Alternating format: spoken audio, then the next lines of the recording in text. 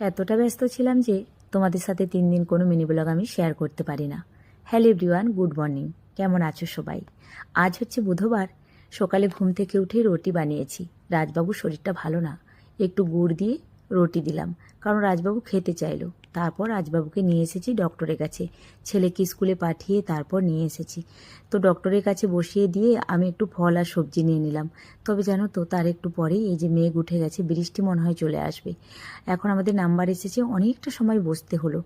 যাই হোক, বাড়ি আসতে আসতে প্রায় 2টোর কাছাকাছি হয়ে গেছিলো। তো যেহেতু রাজবাবু রুটি খেয়ে গিয়েছিল, তাই এসে একটু ভাত বসিয়ে দিলাম।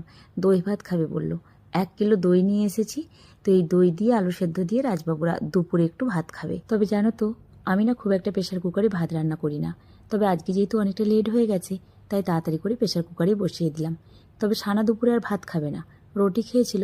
এখন একটু সেমই ছিল, সেটাই বললো আমাকে দিয়ে দাও। তবে এই যে 2টো নারিকেল পানি আমি বলে এসেছিলাম আসার সময়, দিয়ে গেল। আর এই দেখো, আমার বোনটাকে যত বলি কথা শোনে না। একটা পোছা নিয়ে পুরো রুমটার মধ্যে পোছা করে, আর আমাকে সেই কাজগুলো আবার ডবল করে করতে হয়। বাসন এমন ধুয়ে দিয়ে যায়, দুবার আমাকে ধুতে হয়। যাই হোক, কি আর করা যাবে। আজকে সারা দিন এত ব্যস্ততার মধ্য দিয়ে কাটছে, কি বলবো তোমাদেরকে।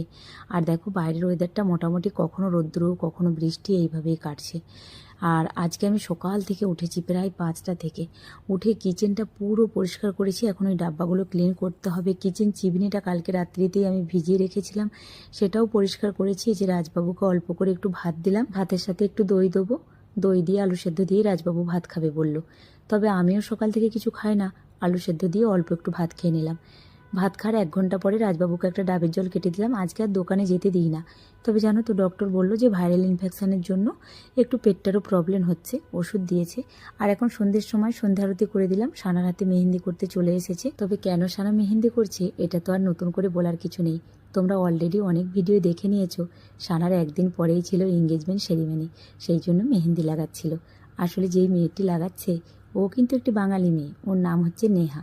সানাই ডিজাইনটা পছন্দ করে দিয়েছে, তবে কিন্তু হাতের কাজ খুব সুন্দর। যাই হোক, ওরা মেহেন্দি করতে থাক। বাবুকে খিদে পেয়েছিল, তাই একটু আদা দিয়ে আমি চা বানিয়ে দিলাম। আর সানা অনেকটা সময় কিছু খায় না, তাই একটু হরলিক্স বানিয়ে দিলাম, আমিও একটু খেলাম। তবে নেহা কিছু খেতে চাইলো না, আমি জোর করে একটু মিষ্টি জল দিয়েছি। তবে সানার এঙ্গেজমেন্ট সেরেমনির ভিডিওগুলো দেখে তোমরা অনেকে এত সুন্দর সুন্দর কমেন্ট করেছো, শুভেচ্ছা জানিয়েছো, ওদেরকে আশীর্বাদ করেছো, দেখে আমার মনটা ভরে গেছে। সত্যি আমি ঈশ্বরের কাছে প্রার্থনা করেছি তোমরা যেন সবাই খুব ভালো থাকো, সুস্থ থাকো। তবে 2-1জন আমাকে কিছু কোশ্চেন করেছো, অবশ্যই আমি ধীরে ধীরে সময় করে তোমাদের সব প্রশ্নের উত্তর দেবো। একটু আমাকে সময় দাও।